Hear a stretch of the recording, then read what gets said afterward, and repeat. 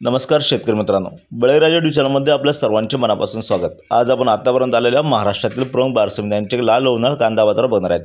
तत्पूर्वी आपल्याला छोटीशी विनंती, जर आपण चॅनलला नवीन असाल तर चॅनलला सबस्क्राइब करा, बेल आयकॉन प्रेस करा। चला तर बघूया सविस्तर माहिती। प्रथम बाजार समिती अहिल्यानगर येथे लाल कांद्याची आवक आली 21,288 क्विंटलची। कमीत कमी भाव मिळाला 150, जास्तीत जास्त 1200, सर्वसाधारण 750 रुपये। पुढील बाजार समिती पुणे येथे लोकल कांद्याची आवक आली 11,217 क्विंटलची। कमीत कमी भाव मिळाला 400, जास्तीत जास्त 1300, सर्वसाधारण 900 रुपये। पुढील बाजार समिती सोलापूर येथे लाल कांद्याची आवक आली 21,051 क्विंटलची। कमीत कमी भाव मिळाला 100, जास्तीत जास्त 1520, सर्वसाधारण 600 रुपये।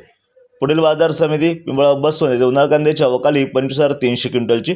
कमीत कमी भाव मिळाला 400, जास्तीत जास्त 1825, सर्वसाधारण 1400 रुपये।